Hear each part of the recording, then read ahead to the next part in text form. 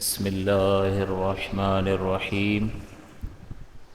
قال الله عز وجل في سورة البقرة: ومن الناس من يشري نفسه ابتغاء مرضات الله والله رؤوف بالعباد. صدق الله العلي العظيم وصدق رسوله النبي الأمين. سورہ بقرہ کی آیت نمبر 207 آپ کی خدمت میں تلاوت کی. اس سے ماقبل جو دروس ہمارے چل رہے تھے اس میں اللہ تعالیٰ کے مبارک ناموں کا ذکر جاری ہے. آج کچھ موضوع تھوڑا سا بدلنے کا ارادہ تھا تو میں نے الملک پر تو کلام کر لیا تھا، القدوس پر بھی ہو گیا، السلام پر انشاءاللہ اگلے جمعے کلام ہوگا. آج جو آیت مقدسہ تلاوت کی اس میں اللہ تبارک و تعالی نے یہ ارشاد فرمایا کہ من یشری ومن الناس من یشری نفسہ ابتغاء مرضات اللہ، کہ لوگوں میں سے بعض وہ ہیں جو بیچتے ہیں اپنے آپ کو ابتغاء مرضات اللہ، اللہ کی رضا کے بدلے میں. یعنی ان کا بنیادی مقصد زندگی کا جو ہے وہ اللہ تعالیٰ کی رضا کا طلب کرنا ہوتا ہے. تو اللہ تعالیٰ نے فرمایا وَمِنَ النَّاسِ، من تبعیدیہ ہے، یعنی لوگوں میں سے بعض. تو سارے لوگ یہ کام نہیں کرتے. تو ہمیں یہ سوچنا چاہیے کہ ہم کن میں سے ہیں.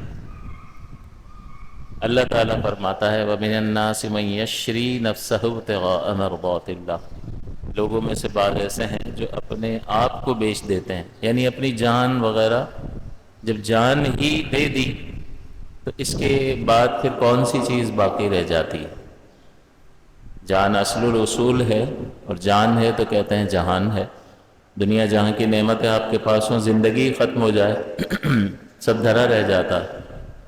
زندگی ہے تو آپ اپنے پاس موجود نعمتوں سے فائدہ اٹھا سکتے ہیں. تو یہاں اللہ تعالیٰ نے دو طرح کے لوگوں کا گویا کہ بیان کر دیا کہ بعض تو وہ ہیں کہ جو اپنی جان پر بھی کھیل جاتے ہیں. کس چیز کے لیے؟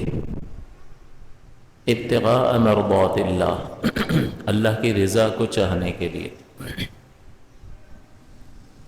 تو ہمیں ساتھ ساتھ اپنا محاسبہ کرنا چاہیے کہ ہم کن لوگوں میں سے ہیں.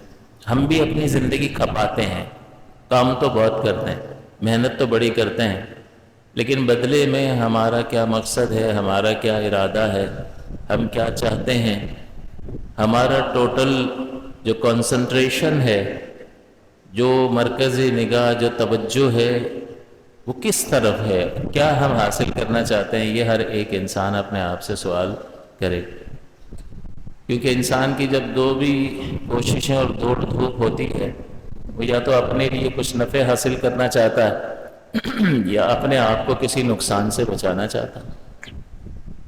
ابھی میں یہاں بیٹھا ہوں اور اچانک ہٹوں ایسے، تو کوئی نہ کوئی وجہ تو ہے نا جو میں نے یوں کیا ہے. بھائی اوپر پنکھا گرنے لگا تھا تو میری یہ موومنٹ کس لیے تھی؟ تو وہ مجھے نقصان نہ پہنچ جائے، اس لیے میں آپ کا انتظار کوئی کروں گا. اپنے آپ کو میں نے خود ہٹا لیا. بریانی بٹ رہی ہوتی ہے تو کسی کا انتظار کرتے ہیں، گھس جاتے ہیں بھیڑ میں.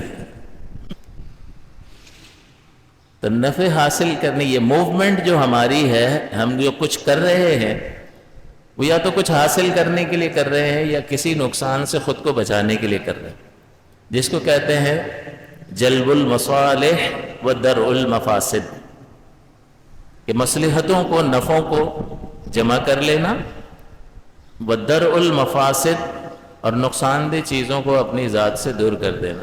یہ انسان کی زندگی جو ہے اس ہی کے گرد گھوم رہی ہے.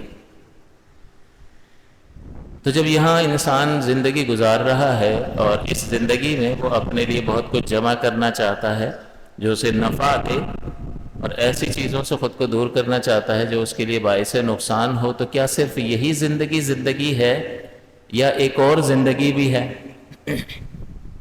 اگر یہی زندگی ہے اور اس کے بعد صرف فنا ہے اور کچھ بھی نہیں ہے، جیسے جانور مر جاتے ہیں، حیوان مر جاتے ہیں، انسان کی بھی زندگی کچھ اسی طرح کی ہے، تو پھر تو کسی کو کسی سے ڈرنے کی ضرورت ہی نہیں ہے۔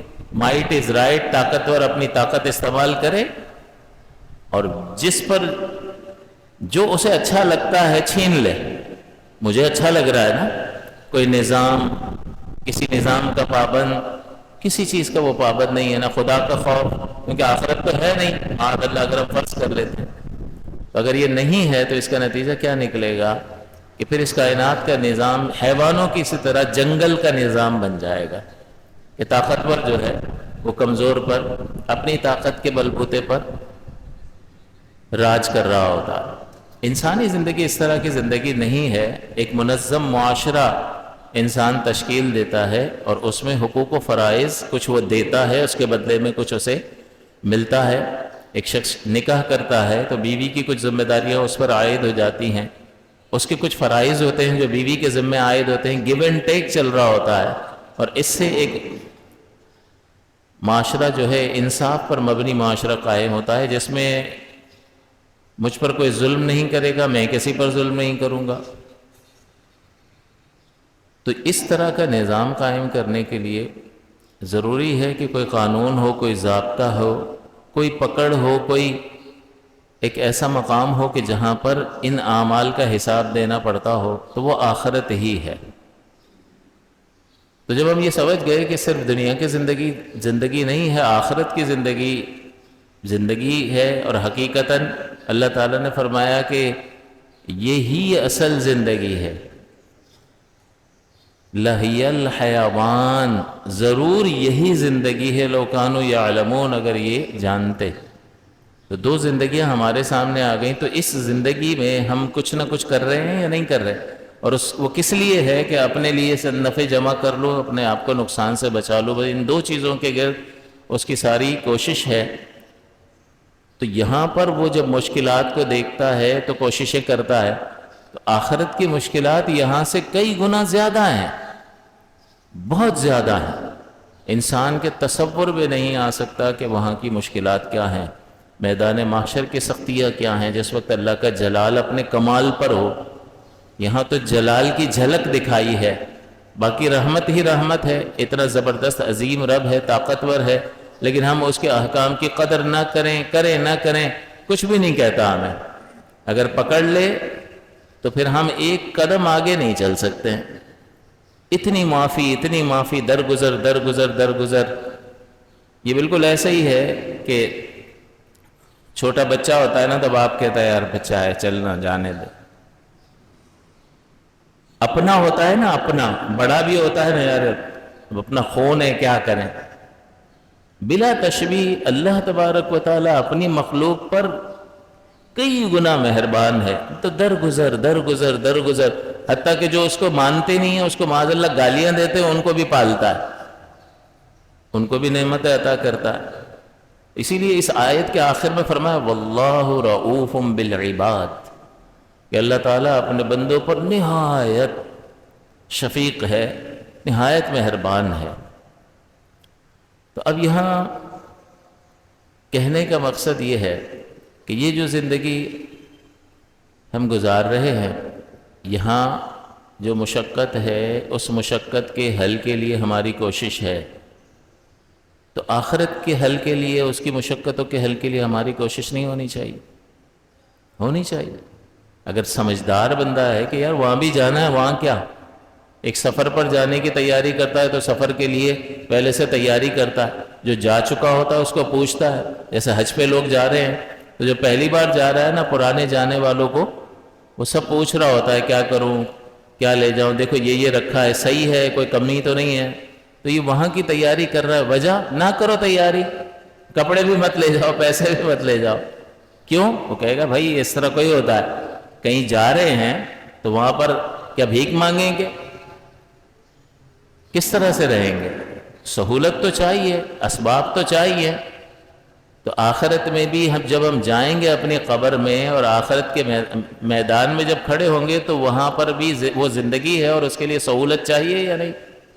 وہاں بڑی دھوپ ہے، سورج بہت قریب ہے لیکن وہاں عرش کا سایہ بھی ہے، وہاں بڑی شدید پیاس ہے لیکن حوض کوثر بھی ہے۔ اور سرور دو عالم صلی اللہ علیہ وسلم رحمت للعالمین اپنے دست اقدس سے اپنے امتیوں کو پانی پلا رہے ہوں گے، اور جس نے ایک بار پی لیا پھر جنت میں جانے تک اس کو پیاس نہیں لگے گی۔ لیکن کس کو ملے گا؟ اس کے لیے کوئی کوشش، یار پیاس لگے گی کوئی انتظام کرو حوض کوثر تک پہنچنے کا۔ یار گرمی بہت شدید ہوگی، ابھی برداشت ہو رہی ہے، پنکھے بند کر دیں تو پتہ چل جائے گا۔ یہ تو ہماری حالت ہے کہ ہم برداشت نہیں کر سکتے، بہت کمزور ہیں۔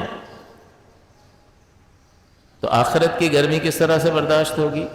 اور جہنم کی شدید گرمی کہ حضور فرماتے ہیں کہ کسی شخص نے ساری زندگی کوئی غم نہ دیکھا ہو، پیدائش سے لے کر موت تک خوشی ہی خوشی، آرام ہی آرام، آسائش ہی آسائش میں اس نے زندگی گزاری، اس کو جہنم میں ایک بار ڈال کے نکال لیا جائے اور پھر پوچھا جائے کہ بتا خوشی کیا ہوتی ہے، تو وہ کہے گا میں نے خوشی کبھی دیکھی نہیں ہے، دیکھی ہوتی تو بتا دیتا۔ یعنی سب مستی نکل جائے گی صرف ڈال کے نکالنے میں۔ اور وہاں کفار تو ہوں گے، مسلمان بھی اپنی بدعملی کی وجہ سے جائے گا۔ اللہ تعالیٰ نے فرمایا یا ایھا الذین آمنوا قوا انفسکم واہلیکم نارا، اے ایمان والو اپنے آپ کو اپنے گھر والوں کو اس آگ سے بچاؤ، وقودھا الناس والحجارہ، جس کا ایندھن آدمی اور پتھر ہیں، یعنی کافر اور بت ہیں۔ اس کا مطلب خطاب کس سے ہے؟ یا ایھا الذین آمنوا قوا انفسکم، اے ایمان والو اپنے آپ کو بچاؤ، واہلیکم اپنے گھر والوں کو بچاؤ۔ اس کا مطلب ایمان والوں سے خطاب ہے کہ جو ہم نے کافروں کے لیے تیار کیے تم اپنے آپ کو اس سے بچانا۔ نتیجہ یہ نکلا کہ اگر کوئی شخص اللہ کی نافرمانی کرے گا اور اللہ ناراض ہوا تو وہ بھی اس مقام پر جا سکتا ہے۔ تو وہ بڑی شدید مشقت کا مقام ہے۔ اور کفار جو ہے اللہ تعالیٰ فرماتا ہے کہ کافر جو ہے اس دن کہے گا ان مشقتوں کو دیکھ کر، ایک تو قرآن کی آیتوں میں یہ مضمون ملتا کہ وہ یہ تمنا کرے گا کہ یہ مجھے دوبارہ زندگی، اب تو یہ بڑی پکڑ ہوگی، کاش کہ یہ زمین پھٹ جائے اور میں اس میں سما جاؤں اور زمین مجھ پر برابر کر دی جائے۔ یہ اس کی تمنا کرے گا اس زندگی کے مقابلے میں۔ تو بھائی کیا دیکھ لیا تو نے ایسا؟ کیا دیکھ لیا؟ اللہ تعالیٰ آگے کا منظر بیان کر رہا کہ وہ کہے گا، یہ آپ تصور کریں کہ ایک آدمی یہ تمنا کرے کہ زمین پھٹ جائے اور وہ مجھ پر مل جائے اور مجھ پر برابر کر دی جائے۔ کوئی بچوں کا کھیل ہے؟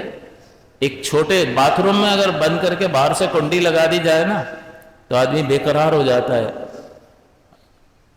یا نہیں کھلے گا تو لاک خراب ہو گیا، کوئی ہے نہیں گھر پر، تو وہ دروازے پہ لاتے مارے گا، گھونسے مارے گا، کچھ بھی کر کے اس کو کیا ہوا تھوڑی دیر بیٹھ جاؤ نا، لیکن اس کو بے قراری کچھ ہو گیا تو حالانکہ کچھ ہو نہیں رہا، سانس آ رہی ہے، سب کچھ ہو رہا ہے لیکن ریلیکس نہیں رہتا۔ لفٹ میں بند ہو جائے تو کیا حال ہوتا ہے اس کا؟ بہت زیادہ بے قراری۔ یہ تمنا کرے گا کہ میں زمین پھٹ جائے، اس میں اندر دھس جاؤں اور زمین مجھ پر برابر کر دی جائے، یہ اس کو آسان لگ رہا ہے آخرت کی مشقت کے مقابلے میں۔ اور قرآن میں یہ مضمون بھی بیان ہوا کہ اگر ساری دنیا کی دولت اس کے پاس ہو، کافر کے پاس، تو کہے گا یہ سب لے لو مجھے چھوڑ دو۔ وہ بارگیننگ نہیں کرے گا۔ ہم آج مارکیٹ میں کوئی چیز خریدنے کے لیے جاتے ہیں، کوئی کہتا ہے 200 کی ہے تو بھئی ہم 170 لگا لو، 180 لگا لو، کچھ نہ کچھ ہم کہ ہمارے پاس سے کم جائے اور وہاں سے ہمیں مل جائے زیادہ۔ یہ ہر ایک کی کوشش، وہ اپنی جنگ لڑ رہا ہوتا ہے دکاندار، ہم اپنی جنگ لڑ رہے ہوتے ہیں۔ لیکن اللہ تعالیٰ فرماتا ہے میدان معاشر میں اگر کافر کے پاس ساری دنیا کی دولت بھی ہو، ساری دنیا کی دولت کتنی ہے کوئی حساب نہیں، وہ اپنی جان چھڑانے کے لیے فدیے میں دے دے گا، لے لو، لیکن اس وقت کوئی کافروں کی طرف سے کوئی فدیہ، اللہ کوئی محتاج ہے کہ تم ان کی اس دولت کا؟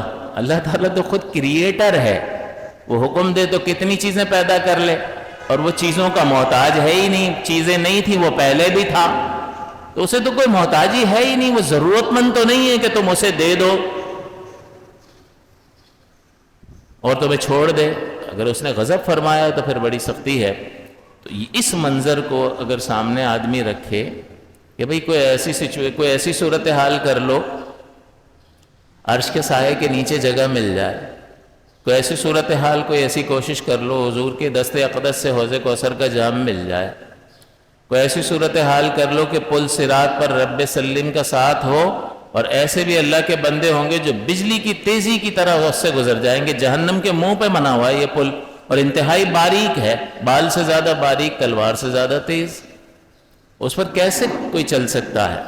محال عادی ہے، عادتاً نہیں چل سکتا، لیکن چلنے والے چل رہے ہوں گے۔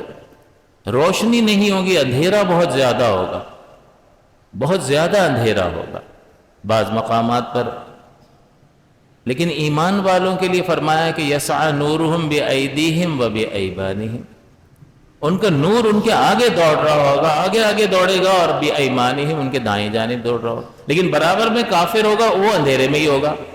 کمال ہے نا، آپ بلب جلاؤ گے تو اب آپ چاہو کہ بھئی ان تک روشنی پہنچے، حضرت تک، باقی تک نہ پہنچے، آپ کیا کر سکتے ہو؟ اگر آپ بلب کو ایسے کرو گے تو حضرت تک بھی نہیں پہنچے گی، اور ہٹاؤ گے تو سب کو پہنچے گی۔ لیکن اللہ تعالیٰ قادر مطلق ہے، اس کا نور اسے ہی فائدہ پہنچائے گا اور اس کو فائدہ نہیں دے گا۔ وہ ریکویسٹ کریں گے تھوڑا نور ہمیں بھی دے دو، کہیں گے بھئی یہ تو دنیا سے لے کر آنے کی چیز تھی، یہاں نہیں ملتا، یہ وہاں سے لانے کا۔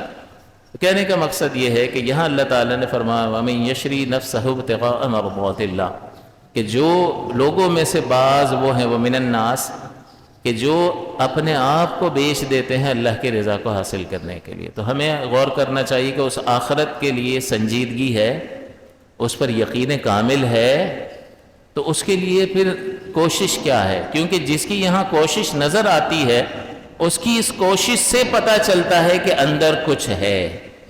یقین کس درجے میں، جتنی اس کی کوشش زیادہ نظر آئے گی، جتنا وہ اپنے آپ کو دین کے لیے، اللہ اور رسول کے کلمے کو بلند کرنے کے لیے تھکاتا ہوا نظر آئے گا، اپنے نفس کو دباتا ہوا نظر آئے گا، اپنی خواہشات کو ترک کرتا ہوا نظر آئے گا، اس کا مطلب اندر کچھ ہے۔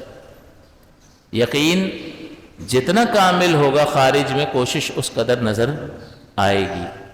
میں اپنا محاسبہ کروں، آپ تو اچھے لوگ ہیں، آپ اپنا محاسبہ ہر ایک اپنے آپ کو رکھے کہ اس موقع کے لیے میں نے کیا جمع کیا ہے۔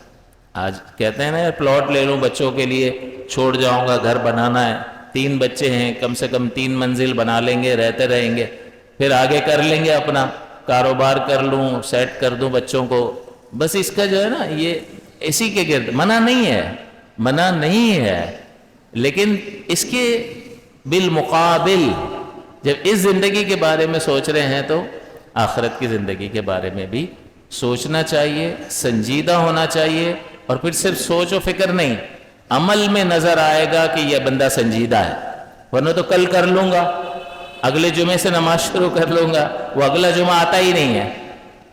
لیکن یہ بہت بڑی بدبختی ہے اور انسان کا اپنا نقصان ہے۔ اللہ تعالیٰ فرماتا ہے کہ اپنے آپ کو بیچ دیتے ہیں، اتنا کہ جو اپنے آپ ہی کو بیچ دے تو اس کا مطلب یہ ہوا کہ اپنی خواہشات، اپنی جان ہی کی بازی لگا دے تو اپنی خواہشات قربان کرے گا یا نہیں؟ بدرجہ اولا وہ اس سے نیچے ہے، پھر اللہ کے احکام کے سلسلے میں حلال و حرام کی تمیز کرے گا یا نہیں کرے گا؟ کرے گا۔ اندر سے آواز آ رہی ہوگی یار دھوکہ دے کے کر لے، 20,000 زیادہ مل جائیں گے، کہے گا نہیں،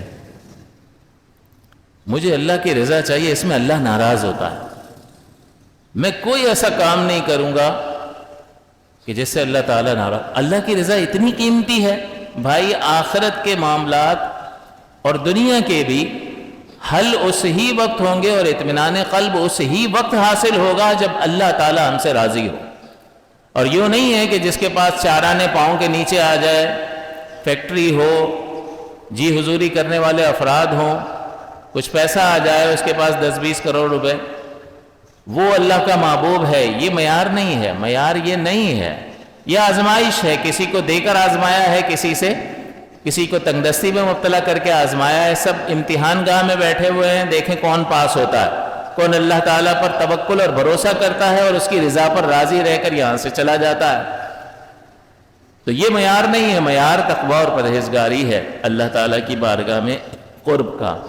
تو اللہ کی رضا اتنی قیمتی ہے، اس لیے کہ اللہ راضی ہوا تو سب کچھ مل گیا یا نہیں؟ پھر کیا باقی رہ جاتا ہے؟ اپنے محبوب بندوں کے لیے جس سے اللہ راضی ہو جائے، پھر اللہ تعالیٰ کے انعامات اور کس کے لیے ہوں گے؟ جس سے ناراض ہیں ان کے لیے ہوں گے۔ تو یہ رضا جو ہے وہ اپنے اندر اللہ تعالیٰ کی تمام تر رحمتوں کو لیے ہوئے ہے۔ تو ایسے لوگ ہیں، اور یہ اس آیت مقدسہ کا اس کا مطلب یہ ہوا کہ آپ کی ہماری کوششیں مرضات اللہ کی رضا کے لیے ہیں یا نہیں ہیں؟ ہم اللہ کی رضا کو ملحوظ خاطر رکھتے ہیں یا نہیں رکھتے؟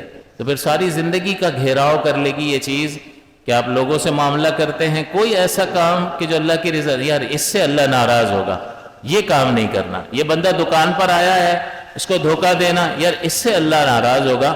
یہ اللہ کی رضا کو چھوڑ کر چند ٹکے حاصل کر لینا، یہ کوئی عقل مندی نہیں ہے۔ یہاں تو اللہ تعالیٰ فرماتا ہے وَمِنَ النَّاسِ مَن يَشْرِي نَفْسَهُ ابْتِغَاءَ مَرْضَاتِ اللَّهِ، اللہ کے بعض بندوں میں سے بعض تو ایسے ہیں کہ وہ اللہ کی رضا کے لیے اپنی جان دے دیتے ہیں۔ اب جان سے بڑھ کر ابھی عرض کیا کہ کچھ بھی نہیں ہے، تو باقی چیزیں تو بدرجہ اولا داخل ہو گئی نا۔ اپنی نفس کی خواہش ہے، کوئی گناہ کا کام کرنے کے لیے نفس ابھار رہا ہے، یار اس سے اللہ ناراض ہوتا ہے، اگر میں یہ کروں گا تو اس کا مطلب یہ ہے کہ قیمتی چیز جو اللہ کی رضا ہے وہ اپنے ہاتھ سے جاتی رہے گی، اس کو چھوڑنا نہیں ہے۔ اور حضرت صہیب بن سنان رومی رضی اللہ تعالیٰ عنہ صحابی رسول ہیں، جب حضور نے مدینہ ہجرت فرمائی تو یہ بھی مکے سے نکلے اور مدینے کی طرف جانے لگے۔ مال بہت تھا، پیسہ بہت تھا، اور انہوں نے مکے میں آ کے بڑا پیسہ کمایا تھا۔ تو اب جب وہ مدینہ شریف جانے لگے، اب دیکھو وہ ہجرت فرض تھی، ہر ایک پر فرض تھی، الا یہ کہ بہت زیادہ عورتیں اور کمزور بچے اور بوڑھے جو سفر ہی نہیں کر سکتے ہیں، ان کے استثناء کے علاوہ سب پر فرض تھی ہے۔ اب فرض تھی تو یہ کیسا فرض تھا؟ تمہارا گھر ہے مکے میں، چھوڑ دو، جائیداد ہے، زمینیں ہیں، چھوڑ دو، فصلیں ہیں، چھوڑ دو، خاندان والے ہیں، ان کا دین کچھ اور ہے، تم نے اسلام قبول کر لیا ہے، چھوڑ دو، سب کچھ چھوڑ دو۔ آپ اور مجھ سے ایسا مطالبہ نہیں ہے، آپ سے مجھ سے مطالبہ ہے اللہ کے احکام پہ عمل کر لو، جس سے منع کیا اس سے رک جاؤ۔ ان کو بھی تو دیکھو نا، ان سے کیا کیا مطالبات ہوئے، وہ بھی تو انسان تھے نا۔ لیکن اللہ کے پیارے محبوب صلی اللہ علیہ وسلم کی پاکیزہ صحبت اور وہ ایک نگاہ عنایت جس نے زندگیاں تبدیل کر کے رکھ دی، دلوں کی حالت بدل کے رکھ دی، اور ان لوگوں کے نزدیک اللہ کے سوا کسی شے کی کوئی اہمیت نہیں تھی، اور وہ کر کے دکھایا۔ تو اب یہ چلیں ہجرت کرنے کے لیے، راستے میں مشرکین مکہ نے پکڑ لیا، کہا اتنا مال ہم نے تمہیں کمانے دیا مکہ میں، اور اب تم مال سارا لے کے مدینے نکل جاؤ گے۔ اور آپ سوچو کہ یہاں سے ہجرت کر کے جا رہے ہیں، یہاں سے سب کچھ چھوڑ کے جا رہے ہیں، ایسا نہیں ہے کہ یہاں جائیداد سیل آؤٹ کر لی اور مدینے میں خرید لی، نہیں بھائی، بیچ ہی نہیں سکتے تھے، چھپ کے نکلنا تھا، جانے کہاں دیتے تھے۔ وہ تو حضرت عمر تھے، انہوں نے اعلان کر دیا تھا جا رہا ہوں، کہ کسی نے اپنی ماں کا دودھ پیا ہے تو آ کے روک کے دکھا، وہ تو حضرت عمر۔ لیکن صحابہ نے رات کے اندھیرے میں، تو رات کے اندھیرے میں آپ سامان شفٹ کر سکتے ہو کیا؟ بس جو ضرورت کا تھا لیا، نکلے۔ وہاں جا کے کریں گے کیا؟ کوئی گھر ہے وہاں پہ؟ عرب شریف کی دھوپ کیسی ہے، وہاں کی گرمی کیسی ہے؟ دھوپ میں تو سایہ چاہیے آپ کو، آپ کی زندگی کے لیے مکان ضروری ہے۔ وہ کریں گے کیا؟ کاروبار کیا کریں گے؟ کھائیں گے کہاں سے؟ وہ دین کا کام کریں گے تو بھوکے مر جائیں گے۔ یہ والی ہجرت کتنی مشکل ہجرت ہے، کوئی سوچ نہیں رہا ہے۔ آج ذرا بچہ عالم بننے کی خواہش کرے، دین پڑھنے کی خواہش کرے، بیٹا مولوی بنے گا، مر جائے گا بھوکا۔ اس کا مطلب دنیا دار بنے گا، اللہ کی نافرمانی کرے گا تو اللہ کی نعمتیں ملیں گی، اور اللہ کی فرمانبرداری کرے گا تو بھوکا مر جائے گا۔ یہ مومن کا کام نہیں ہے اس طرح کی سوچ اور فکر کو اختیار کرنا۔ تو کچھ فیوچر معلوم نہیں ہے، کہاں اسٹے ہوگا، کس کے یہاں رکیں گے، کیا کھائیں گے، اور کچھ بھی پاس نہیں ہے مشکل یا نہیں؟ بہت مشکل، بہت مشکل سفر ہے، لیکن یہ چل پڑے۔ اور مشرکین مکہ نے پکڑ لیا ان کو، کہا ایسے نہیں جانے دیں گے۔ تو انہوں نے کہا دیکھو بھائی، تم کو پتا ہے کہ میں ماہر تیر انداز ہوں، اور میرے مقابلے کا تیر انداز ہے نہیں مکہ میں، تو اگر تم مجھے نہیں جانے دو گے تو میں یہ تیر تم پر چلاؤں گا اور تم سب کو ڈھیر کر دوں گا، یہ چلاتا ہی رہوں گا جب تک کہ تیر ختم نہیں ہو جاتا، اور اگر تیر ختم ہو گئے اور تم میں سے کوئی بچے گا تو یہ تلوار ہے میرے پاس، اور تم کو پتا ہے کہ میں تلوار میں بھی بڑا ماہر ہوں، میں میدان میں اتروں گا تم کو بتا دوں گا، اور جب تک لڑتا رہوں گا تب تک میری جان میں جان ہے۔ کہاں؟ کس لیے؟ مدینے جانا ہے، ہجرت کرنی ہے، فرض ہے اللہ اور اس کے رسول کے حکم پر عمل کرنا ہے، ورنہ عذر پیش کرتا تو حضور پکڑ لیا تھا اس لیے واپس چلا گیا۔ اپنی پوری قوت لگا رہا ہے یہ شخص رضی اللہ تعالی عنہ۔ پھر انہوں نے آفر کی کہ اگر تم میری ایک آفر قبول کرو کہ میں نے بہت پیسہ کمایا، تم کو بھی پتا ہے، اور میں نے گھر میں اس کو ایک جگہ چھپا کے رکھا ہوا ہے، دبا کے رکھا ہوا ہے، اگر تم مجھے جانے دیتے ہو تو میں تم کو وہ سارا مال کا پتہ بتا دیتا ہوں، سب تم لے لو اور مجھے جانے دو۔ وہ جھوٹ نہیں بولتے تھے، وہ لوگ اس وقت جو ہے وہ معاہدے کے بڑے پکے ہوا کرتے تھے، یہ بہت بڑا عیب سمجھا جاتا تھا۔ تو کہا کہ چلو ٹھیک ہے، بتاؤ کہاں رکھا ہے، تو وہ مال جو ہے وہ بتا دیا، اور ساری جمع پونجی ان کے حوالے کر دی اور مدینہ شریف تشریف لے گئے۔ کتنا نقصان، بظاہر کتنا نقصان، کوئی دنیا دار دیکھے گا تو کیا کہے گا، یار یہ کیا کیا تو نے، تھوڑا اور حکمت سے کام لیتا، واپس چلا جاتا، پھر ایک ٹرائی کر لیتا خاموشی سے نکلنے کی، ہو سکتا ہے کامیاب ہو جاتا اور پیسہ بھی بچ جاتا۔ نکل گیا تو نکل گیا، ڈیلے کا کیا مطلب ہے؟ ابھی حکم آیا نا ہجرت کرو، تو ابھی ہجرت کرنی۔ تو سرکار دو عالم صلی اللہ علیہ وسلم نے حضرت صہیب کو دیکھ کے فرمایا کہ صہیب تمہاری تجارت نفع بخش ہوئی۔ کہاں نفع بخش ہوئی؟ سب چلا گیا، لیکن اس نے مرضات اللہ، اللہ کی رضا کو پا لیا۔ تو جس نے رب کو پا لیا تو پھر کیا باقی رہ جاتا ہے؟ اس سے تجھی کو مانگوں کہ سب کچھ ہی مل جائے، اس سے اور کوئی سوال اچھا ہے؟ اس سے مانگوں میں تجھی کو کہ سبھی کچھ مل جائے، تو یہ ایسا سوال ہے کہ اس سے سوال کوئی اور اچھا ہے نہیں۔ تو حضور نے 2 بار ارشاد فرمایا کہ صہیب تمہاری تجارت نفع بخش ہوئی، اور اسی پر یہ آیت مقدسہ نازل ہوئی وَمَن يَشْرِي نَفْسَهُ ابْتِغَاءَ مَرْضَاتِ اللَّهِ، کہ لوگوں میں سے بعض تو ایسے ہیں کہ جو اللہ کی رضا پانے کے لیے اپنے نفس تک کو قربان کر دیتے ہیں، یہاں اپنی جان کو بھی قربان کرنے کے لیے تیار ہو گئے اور سارا پیسہ بھی دے دیا، اور سب کچھ چھوڑ کے زیرو پہ کھڑا ہو گیا ایک شخص، جس کو ہم اپنی اصطلاح میں کہتے ہیں روڈ پہ آ گیا۔ کروڑ پتی آدمی اللہ کے دین کے لیے روڈ پر آ گیا۔ نقصان ہے یا نہیں ہے؟ لیکن وہ یہ دیکھ رہے ہیں کہ اللہ کی رضا ایک طرف ہے اور اللہ کا حکم اگر نہیں پورا کیا تو اس کی رضا ہاتھ سے نکل جائے گی، اس کے لیے جو بھی قیمت ادا کرنی پڑے، جان سے ادا کرنی پڑے، خواہش نفس کو ترک کر کے ادا کرنی پڑے، مال چھوڑنا پڑے، ہم اللہ کی رضا کو حاصل کرنے کی کوشش کریں گے۔ آج ہم اپنا محاسبہ بھی کریں نا، میرے تو جو من میں آتا ہے وہ میں کرتا ہوں، جو میرے دل میں آئے گا، میں اسلام کے اتنے احکام پر عمل کروں گا جو مجھے سوٹ کریں گے، آسان لگیں گے۔ مشکل معاشرے کا پریشر آئے گا تو وہ میں نہیں کروں گا، میں وہ کروں گا کہ جو مجھے آسان لگے گا۔ یہ بھی وہ لوگ ہیں جو دین پر کچھ عمل کرنے کی خواہش رکھتے ہیں، باقی حیوانوں سی زندگی گزار رہے ہیں کہ ان کو کوئی سروکار ہی نہیں ہے کہ آخرت پہ کوئی اپنا حساب بھی اللہ کی بارگاہ میں دینا ہے۔ اسی طرح حضرت ابو ذر غفاری ہیں، ان کا معاملہ ہجرت کے لیے نکلنے لگے، گھر والوں نے پکڑ لیا، تو بڑی مشکل سے جان بچا کر وہ وہاں سے نکلیں، اور مدینے پہنچ رہے ہیں تو حضور نے مواخات قائم فرمائی، اخوت، بھائی چارہ، اور ہر ایک صحابی کو، مہاجر کو انصار کا بھائی بنا دیا۔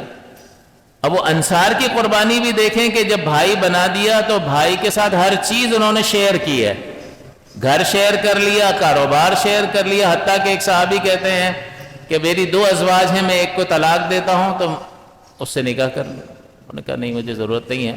حضرت عبد الرحمن بن عوف رضی اللہ تعالیٰ عنہ بڑے ذہین صحابی اور عشرہ مبشرہ میں سے ہیں جن کو نبی کریم نے زندگی میں جنت کی بشارت دی. تو انہوں نے کہا مجھے بازار کا راستہ دکھا دو میں خود کر لوں گا. تھا ذہن، کاروباری ذہن تھا، اور تھوڑے عرصے میں ہی بہت پیسہ کمایا اور بہت بڑی پارٹی. حضرت عبد الرحمن بن عوف، حضرت عثمان، ایسے والی پارٹی. لیکن وہ صحابہ کرام کو دیکھو کہ جن کو حضور نے کہا کہ تم اس کو اپنا بھائی بنا لو، تو حضور کے کہنے کا اثر کتنا ہوتا تھا. آج ہمارے پاس بھی تو حضور کی حدیثیں اور فرامین ہیں، ہمیں کچھ بھی سنا لو ہمیں کچھ بھی نہیں ہوتا. ہمیں قرآن سناؤ، ہمیں حدیث سناؤ، we are not going to change. اللہ تعالیٰ رحم فرمائے ہمارے حال پر. کیا لے جائے گا اپنی مرضی کر کے؟ جس نے تجھے بنایا ہے اس کے مطابق تھوڑا سا چل لے، آخرت میں خیر ہی خیر ہے. اور اس زندگی میں اتنا اطمینان قلب اور سکون ہے کہ جس کی کوئی حد نہیں.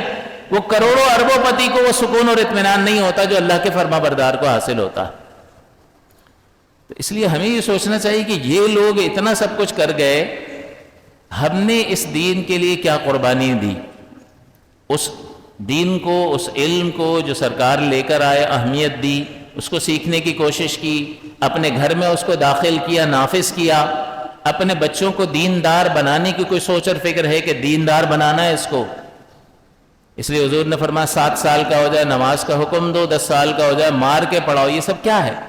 اور ان کے بستروں کو الگ کر دو، یعنی ظاہری سراؤنڈنگز جو ہیں، اطراف کا ماحول بھی پاکیزہ رکھو کہ اس ماحول کے گندے اثرات بھی اس پر مرتب نہ ہوں. تو ہر باپ اپنا محاسبہ کرے نا کہ اس نے اپنی اولاد کو دیندار بنانے کی کوشش کی. اس علم کو جو اللہ کے پیارے حبیب لے کر آئے اس کو کوئی اہمیت دی؟ اس نے کبھی پوچھنے کی کوشش کی کہ اس میں سے کتنا مجھے سیکھنا ضروری ہے؟ چلو ہر ایک عالم اور مفتی نہیں بنتا، لیکن اس نے آ کر یہ پوچھا کہ اس میں سے میرا کتنا ہے جو مجھے سیکھنا ہی ہوگا؟ Who cares؟ لیکن اللہ بے نیاز ہے، اس کو ضرورت نہیں ہے. ہمیں ضرورت ہے آخرت کی تیاری کے سلسلے میں. تو اصل اللہ کی رضا سے بڑھ کر کچھ بھی نہیں ہے. اور جنت میں اللہ تعالیٰ کی رضا کا اعلان ہوگا کہ اللہ تعالیٰ فرمائے گا کہ میں تم سے راضی ہو گیا، اب کبھی ناراض نہیں ہوں گا. یہ کتنی زبردست بات ہے. اب کبھی ناراض، ٹینشن فری، اب کبھی ناراض نہیں ہوں گا. اس کا مطلب اب کوئی ٹینشن، ویسے بھی جنت میں کوئی ٹینشن ہے ہی نہیں، لیکن یہ سکون میسر یہ جب اعلان ہو جائے گا تو یہ کتنی بڑی اللہ تعالیٰ کی نعمت ہے. اور پھر اللہ تعالیٰ اپنے بندوں کو اپنا دیدار کروائے گا. وہ تو ہر نعمت سے بڑھ کر نعمت ہے کہ کسی بھی شے کا مقابلہ اللہ کے دیدار کے ساتھ تو نہیں ہو سکتا نا. وہ تو پھر ایک شے ہی الگ ہے. تو اس کے بارے میں تھوڑا سا ہمیں غور کرنا چاہیے. سرکار دو عالم صلی اللہ علیہ وسلم سے کفار مکہ نے، مشرکین مکہ نے حضرت ابو طالب کو کہا کہ اپنے بھتیجے کو روک لو، نتائج کے ذمہ دار، دھمکیاں وغیرہ. تو حضرت ابو طالب نے حضور کو بلا لیا اور کہا کہ بھئی یہ مسئلہ ہے، اس کو ذرا آپ دیکھیں. تو حضور نے فرمایا کہ اگر یہ لوگ جو ہے میرے ایک ہاتھ پر چاند اور دوسرے پر سورج لا کر رکھ دیں اور یہ چاہیں کہ میں ترک کر دوں اس دعوت کو جو میں دے رہا ہوں، میں ہرگز ایسا نہیں کروں گا. یا تو اللہ مجھے غالب کر دے گا یا میں اس کوشش میں اپنی جان دے دوں گا. جو آپ کی ذمہ داری تھی اس کا آپ اظہار کر رہے ہیں. اور ہر مقام پر سرکار دو عالم صلی اللہ علیہ وسلم نے اس کا اظہار فرمایا اور کسی کی پرواہ کے بغیر دین کے پیغام کو آگے پہنچایا یا نہیں پہنچایا. اور صحابہ کرام، حضرت بلال نے اتنی ماریں کھائی ہیں، عمار بن یاسر نے کتنی مار کھائی، ان کے والد صاحب اسلام کے پہلے شہید، ان کی والدہ اسلام کی پہلی شہیدہ حضرت سمیہ رضی اللہ تعالی عنہا، ماریں کھا کھا کے انہوں نے اسلام نہیں چھوڑا، جان دے دی. نتیجہ کیا نکلا؟ اس کا مطلب یہ کہ اللہ تعالیٰ کی رضا دنیا کی ہر شے کی مقابلے میں افضل ہے، اور ہماری جتنی کوشش ہوتی ہے کسی نہ کسی شے کے لیے ہوتی ہے، ان چیزوں میں سے سب سے اعلیٰ ترین چیز اللہ کی رضا ہے۔ تو ہم دنیا میں کوشش تو یہی کر رہے ہوتے ہیں کہ میں کوشش کروں اور مجھے اعلیٰ سے اعلیٰ چیز مل جائے، میں بزنس کروں اور ارب پتی بن جاؤں، بزنس ٹائکون بن جاؤں، بڑا انڈسٹریلسٹ بن جاؤں، بڑا مجھے حاصل ہو جائے۔ تو اس کوشش کے بہت سارے دنیاوی نتائج میں سب سے بڑا نتیجہ کیا ہے کہ اللہ تعالیٰ کی رضا کا حاصل ہونا۔ تو یہ سب سے بڑا نتیجہ ہے کہ جس کو حاصل کرنے کی انسان کو کوشش کرنی چاہیے۔ اور جو شخص انا للہ و انا الیہ،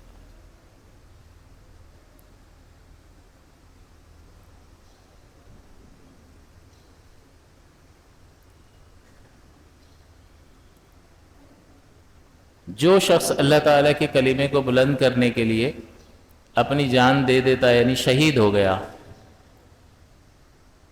جنت میں اللہ تعالیٰ لوگوں کو جمع کرے گا اور ان سے پوچھے گا کہ بھئی جو تم سے وعدہ کیا گیا تھا وہ پورا ہو گیا؟ تو کہیں گے یا اللہ اس سے تو کئی گنا زیادہ ہمیں دے دیا گیا۔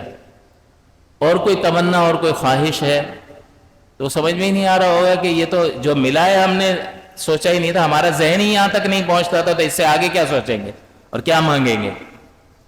لیکن جب شہید جو ہوگا، جس نے اللہ کے لیے اپنی جان قربان کی ہے، اس سے پوچھا جائے گا تو وہ کیا کہے گا؟ حضور فرماتے ہیں کہ ما من احد يدخل الجنت يحب ان يرجع الى الدنيا، کہ جنت میں سے کوئی بھی شخص ایسا نہیں ہوگا جو اس چیز کو پسند کرے کہ اس کو دنیا میں بھیج دیا جائے۔ کون اتنی زبردست 7 اسٹار جگہ کو چھوڑ کر، جہاں ہر سہولت میسر ہے، کوئی ٹینشن نہیں ہے، اس کو چھوڑ کر یہاں آئے گا جبکہ وہاں کی لذتیں دیکھ لی اس نے؟ کون آئے گا؟ کوئی بھی نہیں آئے گا۔ لیکن حضور فرماتے ہیں ایک کے سوا اور کوئی نہیں آئے گا۔ تو وہ کون ہے؟ الا الشہید، مگر شہید یہ تمنا کرے گا کہ یا اللہ ہمیں دنیا میں دوبارہ بھیج اور ہم تیرے نام پر دوبارہ قتل کیے جائیں، پھر بھیج، پھر قتل کیے جائیں، پھر بھیج، پھر قتل کیے جائیں، کیونکہ جنت کی نعمتوں کی لذت اپنے مقام پر ہے، لیکن تیرے نام پر گردن کٹانے کی جو لذت ہے وہ یہاں میسر نہیں ہے۔ تو ان سے کہا جائے گا کہ نہیں، دنیا میں اب دوبارہ جانا تو نہیں ہے، یہ اللہ کا ارادہ ازلی ہے، تو وہی پورا ہوگا۔ لیکن بہرحال حضور نے اس بات کا اظہار فرمایا کہ وہ یہ تمنا کریں گے کہ ان کو قتل کیا جائے اللہ کی راہ میں۔ تو اس آیت مقدسہ کے مضمون پر تھوڑا سا غور کرنا چاہیے کہ ہماری جو کوششیں ہیں وہ کس لیے ہیں؟ وہ اللہ کی رضا کے لیے ہیں، اس میں ہم اللہ کی رضا کو پیش نظر رکھتے ہیں۔ اب ساری زندگی کا گھیراؤ کر لے گی یہ چیز۔ کاروبار کر رہے ہیں، آپس میں معاملہ کر رہے ہیں، گھر میں زندگی گزار رہے ہیں، بچوں کے ساتھ زندگی گزار رہے ہیں، ان کی پرورش کر رہے ہیں، اپنی زندگی گزار رہے ہیں، تو آپ کی یہ دوڑ دھوپ اور یہ موومنٹ اور یہ کوشش جو ہے کسی نہ کسی مقصد کے تحت تو ہوگی، کیونکہ اختیاری طور پر جو انسان کوئی فعل کرتا ہے وہ کسی نہ کسی مقصد کے لیے کرتا ہے۔ آپ کو بازار میں کوئی شخص نظر آئے جاننے والا تو آپ کہو گے ہاں بھائی خیریت، یہاں کیسے؟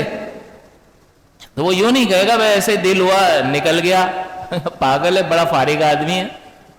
کوئی نہ کوئی مقصد ہوگا جس کی وجہ سے یہ یہاں آپ کو نظر آ رہا ہے۔ تو یہ آنا، یہ موومنٹ کرنا، یہ جو بھی حرکت ہم کر رہے ہیں وہ کسی نہ کسی مقصد کے تحت ہے، کہ فعل اختیاری طور پر جب بندہ کوئی کام کرتا ہے تو اس کا کوئی نہ کوئی مقصد ضرور ہوتا ہے۔ وہ کیا ہے؟ اس مقصد میں اللہ کی رضا کو پیش نظر رکھا جا رہا ہے یا نہیں پیش نظر رکھا جا رہا ہے؟ ہمیشہ یہ یاد رکھیں کہ یہ جو میں عمل کر رہا ہوں اس سے میرا رب ناراض تو نہیں ہوگا۔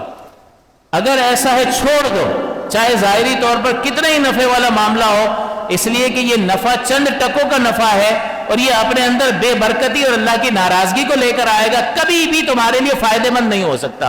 اگرچہ وہ تھپیاں لگ جائیں تمہارے پاس نوٹوں کی گڈیوں کی، لیکن اللہ کی رضا کے مقابلے میں ان کی کوئی قدر و منزلت اور کوئی حیثیت نہیں ہے۔ تو یہ زندگی کا اسلوب ہونا چاہیے۔ اور اللہ تعالیٰ فرماتا ہے واللہ رؤوف بالعباد، آخر میں اللہ تعالیٰ نے فرمایا اللہ اپنے بندوں پر بہت زیادہ مہربان ہے۔ سوال یہ پیدا ہوتا ہے کہ اس آیت کی مقدسہ کے اس آخری حصے کا اس مضمون سے کیا تعلق ہے؟ ظاہری طور پر دیکھیں تو تعلق کیا سمجھ میں آتا ہے کہ لوگوں میں سے بعض ایسے ہیں جو اللہ کی رضا کے لیے اپنی جان کو بیچ دیتے ہیں اور اللہ بندوں پر مہربان ہے. بندہ کہتا ہے یار یہ اللہ بندوں پر مہربان ہے، اس کا کیا ربط اور تعلق ہے؟ اس کا ربط اور تعلق یہ ہے کہ اگر تم کوئی بھی قدم کتنا ہی مشکل ہو، کتنی ہی مشقت تم اللہ کی رضا کے لیے برداشت کرو گے، وہ ضائع نہیں جائے گی. کیوں؟ کیونکہ جس کے لیے کر رہے ہو وہ اللہ ہے اور وہ بہت مہربان ہے اپنے بندوں پر. تو تمہارا یہ کبھی سوچنا بھی مت کہ میں نے اتنی، ویسے تو اپنی طرف نسبت نہیں کرنی چاہیے، لیکن بندہ امید رکھتا ہے کہ میں نے جو کوشش کی اللہ کی توفیق سے کی تو اس کا کیا نتیجہ نکلے گا. تو کبھی کوئی شک میں مبتلا کرے تو اس کو یہ کہنا چاہیے واللہ رؤوف بالعباد، وہ اپنے بندوں پر بڑا مہربان ہے. میں نے کچھ کیا نہیں تھا، کچھ بھی نہیں کیا تھا، تو اس نے مجھے عدم سے وجود عطا کر دیا. میرے کسی عمل کا نتیجہ تھا؟ نہیں، اس کے صرف ارادہ ازلی کی تکمیل تھی جو اپنے وقت پر پوری ہو گئی، مکمل ہو گئی. ورنہ عدم نہ ہونا موت ہے اور ہونا زندگی ہے. ہم عدم سے وجود میں آئے تبھی تو اس کے حبیب کے دامن سے وابستہ ہوئے اور اس کے قرب کی منازل طے کرتے ہوئے اس سے قریب ہونے کا موقع میسر آیا.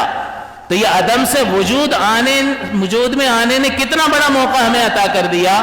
اور بتاؤ یہ عدم سے وجود میں آنا، نہ ہونے سے ہونے میں آنا ہمارے کسی عمل کا نتیجہ تھا؟ ہم تو تھے ہی نہیں، تو عمل کہاں سے کریں گے؟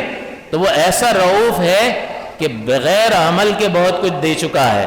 تو اس پہ بھروسہ نہیں ہوگا تو کس پہ بھروسہ ہوگا؟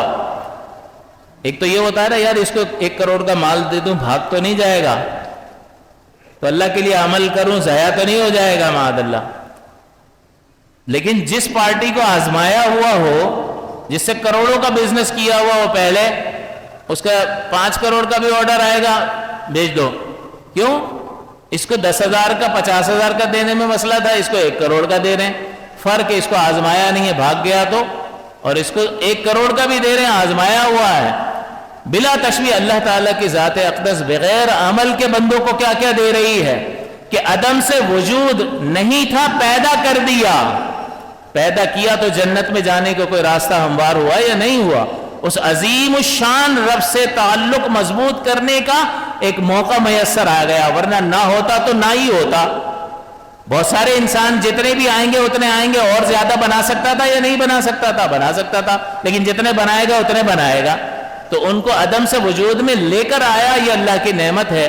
اور پھر اللہ تعالی پالتا ہے، رب ہے، ہر وقت پال رہا ہے، ہماری ضرورتوں کو پوری کر رہا ہے. بھئی کیوں کر رہا ہے؟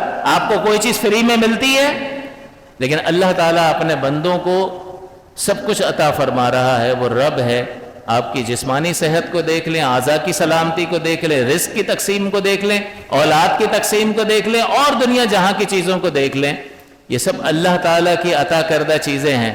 تو ہمارے عمل کا نتیجہ تو نہیں ہے، ہمارے اعمال تو ایسے نہیں ہیں کہ ہمیں یہ ساری سہولتیں میسر ہوں، لیکن واللہ رؤوف بالعباد.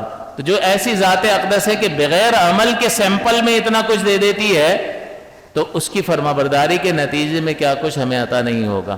تو اس لیے فرمایا کہ یہ جو اپنی جان اللہ کی رضا کے لیے قربان کر رہا ہے نا، یہ مطمئن رہے واللہ رؤوف بالعباد، اللہ تعالیٰ اپنے بندوں پر بہت مہربان، نہایت رحم کرنے والا ہے، انتہائی شفیق ہے. تمہارا کوئی بھی عمل کیا ہوا مبنی پر اخلاص ہو.